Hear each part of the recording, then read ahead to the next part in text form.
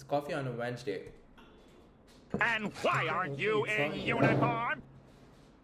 And yeah, it's coffee on a Wednesday and vlog 6.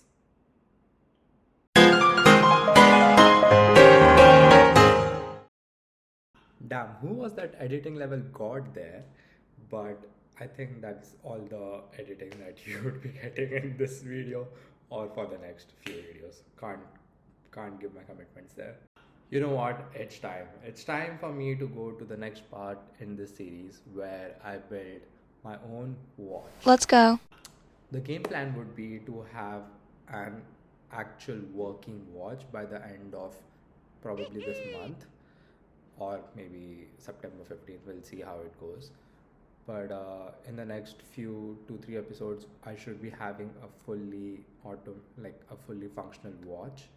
The first thing would be to have all the components and everything there, but the first watch would be a quartz watch, which is the lowest level watch and easiest to make. But the idea is to then build on it and having an in-house sort of watch manufacturing parts and movements all in-house in London. And I think it's a great time for British manufacturing because none of the British watches, even the Indie watches, some of them do make in-house, but most of them just make in Geneva, Switzerland, or Japan, or like very obscure parts in Hungary or France, somewhere like that. But nobody actually builds in Britain or United Kingdom anymore. So, so I'm going to bring that back to London, back to where it originally was, and trying to have all those movements in house because in the end I want to build on top of it. So having an or like mechanical watch is the first step, should be the easiest, but I like it's not the easiest obviously. But having a whole brand setup and then I build on top of it by collaborating with strategic partners and then building as much as I want. So first step in the game plan is to have my design, which would then be given to the factories, mostly in China because they are really easy to contact. And but the only caveat is that we don't have one vertical factory that builds the whole thing. You would have to go to different factories and get an estimation of the prices, and then we have to give that design and they'll build that for me. And it would be a lot of pulling strings and make orchestrating a whole product, but it's the journey that I want to go on, and it's really exciting and I'm really looking forward to it right now. I've already started doing my homework in as to which factories to contact and everything like that. But yeah, it's looking great. So first thing was factories and the manufacturing of the parts. That's the main thing. Design I can make it on my own, but the manufacturing part is a bit tricky for me. That's why contacting them. That's the first thing. Second thing is the pricing, and I've been thinking about it. And let's do something innovative. Let's do something fun. Let's do something which is much more better. So I was thinking that in health economic analysis, there's the societal impact has a range of the health benefits, or like basically how much a particular diagnostic or a vaccine would be beneficial in and cost effective in the longer run. So that has a range, right? It would be 1 billion to 2 billion or something like that.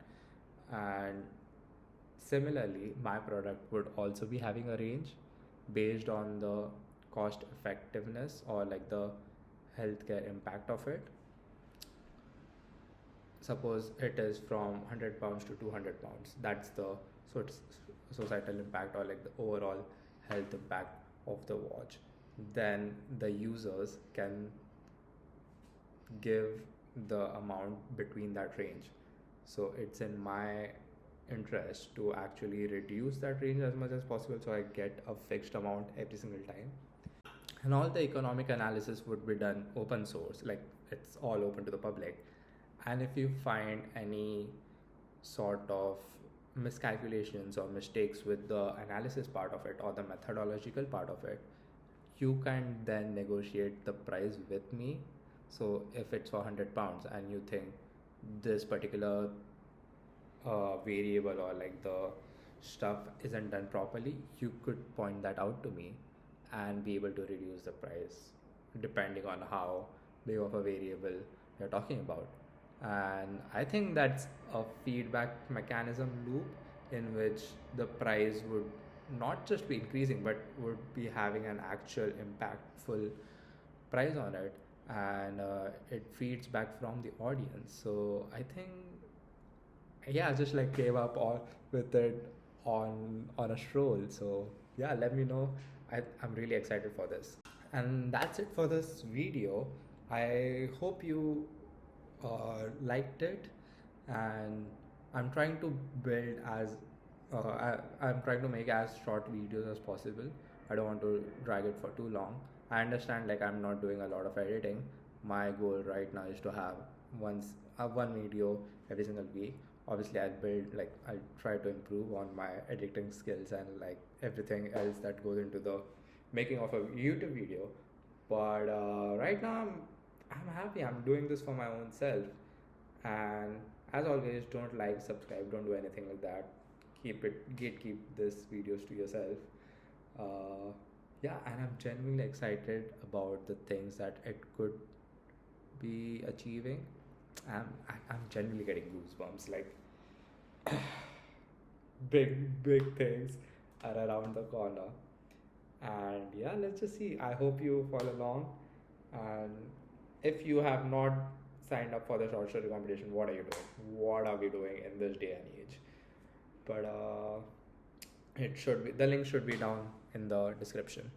Also, right now I'm trying to look for some videographers and cinematographers so that I build my actual videos for you guys. I don't want to just give out any random slop without editing right now, and I want to make sure it's a work of art. And I'm reading a lot of books about the Medici family and the Renaissance, and I'm really interested into making this an actual working thing and something that can be appreciated and something that can be loved by and actually used by a lot of people. So let me know if you are in London, if you are a cinematographer, if you are a videographer.